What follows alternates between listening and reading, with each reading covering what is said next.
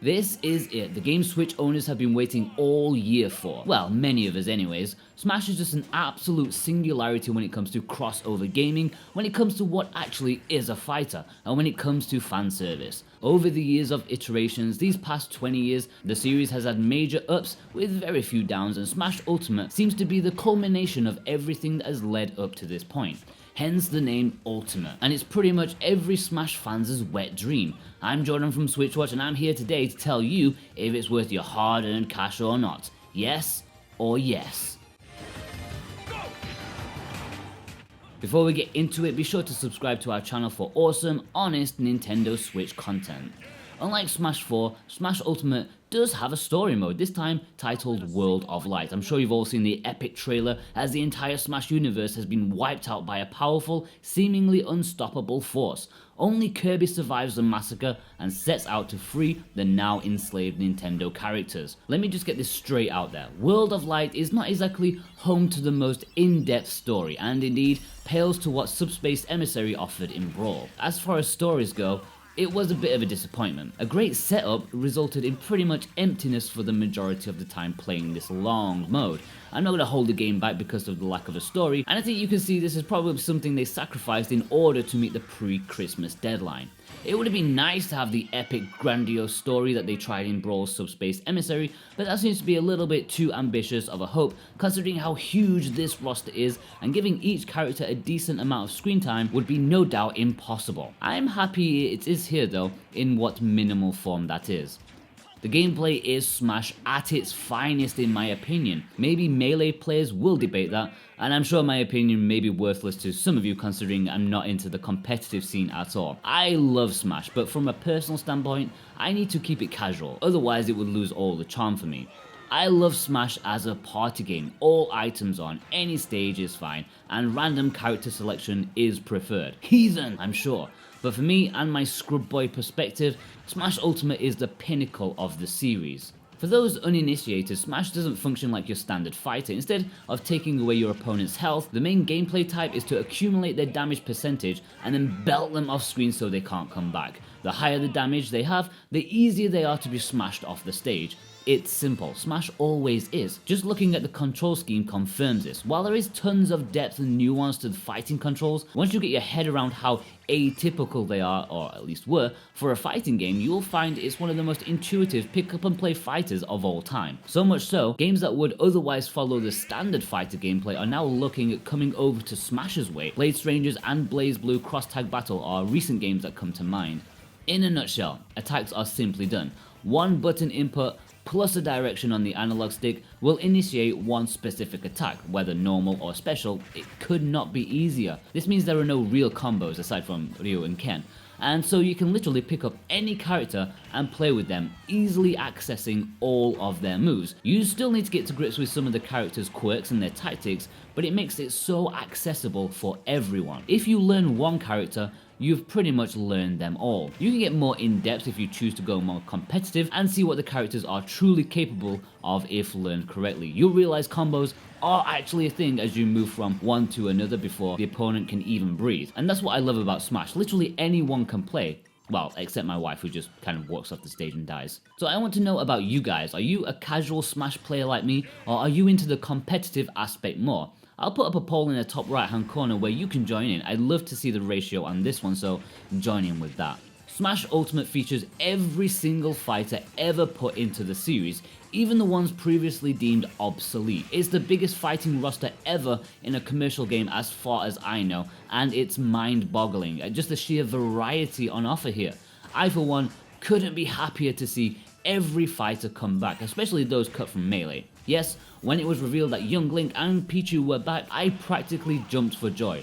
The fact that everyone is here truly makes this a celebration of the series as a whole. Not only is everyone back, but plenty of the characters have seen much needed changes both visually and mechanically. Finally, Dower Zelda has been replaced by a far more lively A Link Between Worlds one, and Ganondorf is back to his far more iconic Ocarina of Time look rather than Old Man Dorf. He even uses his sword now in his attacks. Smash Ultimate is the biggest celebration of gaming ever represented, and it's a joy to behold. You may not love every character since a fair few are either on the extremes or have more unique playstyles such as Olimar or perhaps the Villager, but I'm the kind of casual fiend who selects random as my player choice, and I'm pretty much happy to play as any character despite King DDD being my favourite. God, just launching people with the hammer is just so satisfying. Of the new characters, I really enjoyed playing as either of the Belmonts, but Richter's speed won me over. They have some great special moves for keeping distance, and the whip is just so mwah. King K. Rool was also a lot of fun, and I can see myself picking him plenty of times in the future. I think more could have gone into changing the characters up. People have been crying out for a different Link since his inception basically, but he's pretty much been exactly the same throughout aside from little changes here and there. Ultimate is no exception, and only a little inspiration has been taken from Breath of the Wild. I think more could have been done to change him up. This is the same for many of the characters. Sure, there may have been tweaks behind the scenes with damage output, lag frames and various small little things like that do actually have an impact on the battle, but not necessarily visually, which is what works for the casuals like me. Unlocking the characters is a fairly simple process. You only have the original starting 8 characters, but unlock them one by battling. Usually going through classic mode per character will result in a showdown with a new character. And considering a classic mode run takes about 10-15 minutes, it won't be too long to get all of them. It should be warned that playing World of Light does not unlock the characters outside of that mode, so if you want to prepare your game for an upcoming Smash Party, then you should probably prioritize other modes before World of Light. Classic mode returns as you would expect, and I think it's a return to a more basic, streamlined affair, as each character takes on just 6 battles, with each being themed specifically to them. For example, Pichu takes on all the lightweight characters, Dr. Mario takes on 3 of the same characters in each battle, but they are coloured yellow, red and blue, like the viruses in his game. Some are a bigger stretch than others, and at times I just didn't get what they were going for, but for the most part it's a nice bit of fun. I love classic mode here. The penultimate stage in classic mode has a running stage with a bit of platforming and points collecting. It's rather throwaway unfortunately, not necessarily in what it's trying to do, but the fact that all of the characters, it's exactly the same. It seems out of place and far less interesting than board the platforms or break the targets found in previous games. After the first couple of runs through this mode, I didn't bother going for the points anymore, I just ran straight to the end. The final battle results in a boss battle, which is far more varied this time around. Sure, Master Hand and Crazy Hand are still here, but there are a small handful of extra bosses to add much needed diversity to each of your runs. Whether it be Dracula, Ganon or Rathalos, each one offers a unique challenge. I honestly wish there were more bosses, as most of the roster still face off against the hands, so it does kind of feel like they've taken half a step rather than a full step to variety, and runs customized to each character in the game. World of Light is this iteration's adventure mode, and it's easily the best one yet. Sure, there's not a whole lot of competition for that title, but it stands above even Subspace Emissary in my opinion. In this mode, all of the Smash universe has been enveloped by the omnipotent Galeem. As Kirby, the only survivor, you rescue the other cast members from the big baddie's grip by traveling across the world that's set up like the biggest board game ever created. Every space represents a battle of some kind, and intermittently a real battle to free a character and have them join your party to help the others. Most of the battles are in the form of spirits, the main gimmick of this mode. Spirits are apparitions of a multitude of Nintendo-related characters and select third-party representatives, ranging from obscure Japanese-only club member DSi download thingies to world-renowned franchises. It's probably the best museum of Nintendo and gaming history ever put together. Each spirit has their own quirks and specialties that will shape what kind of battle you need to do against them. Obviously they don't fight for themselves, as the hundreds upon hundreds of spirits available would be impossible to create individual fighters for, so instead they possess one of the main fighters to fight on their behalf, a representative of sorts. I love the way they put these battles together. They are ingenious in the same way many of the masterpieces that are created using Mario Maker are, for example. They've looked at what they've got, the characters, the stages, the items, and the curveball statuses, and they've plunked them together to totally fit the spirit that you're up against. A great example of this is the Dr. Light spirit of Mega Man fame. His battle consists of him being represented by Dr. Mario, of course, but his stipulation is that he avoids conflict with you. Instead, Mega Man is protecting him, and he is pretty beefed up, so in this stamina battle you need to take Dr. Mario down before Mega Man takes you down. Trickier than it sounds when he's dodging all over the place, doing his best to not get in the way. They've really squeezed some fantastic creativity with the few tools that they have at their disposal, and they do it over and over again. You'll often raise a smile when you realise what they're up to with the battles. It's a fairly big mode too, and it will last a good few hours. Just looking at the map, you can see it's big, but there are also sub-maps too, so you get some good game time out of this one for sure. Once you've unlocked spirits, you can equip them to your character, and you'll certainly want to do that. The spirits will provide you stat boosts or special abilities that will be required to get safely through certain battles. There are primary spirits and support spirits. The primary spirit will provide your power and defense levels, as well as occasionally giving you some extra bonus or detriment to your character. These can also be leveled up and their power increased. Depending on which primary spirit you have, you may be able to equip up to 3 support spirits to it. Support spirits will give you very specific boosts or aids to you in battle. Some will be general, like equipping you with the same item at the start of every battle. Some will help reduce the effects of certain hazards added to the battles. For example, you'll definitely want to equip the spirit that will protect you from the lava if one of the battles have the stuff caking the stage. I think my only issue with this is that many of the spirits themselves become fairly redundant, as you'll find yourself gravitating to the same few over and over again.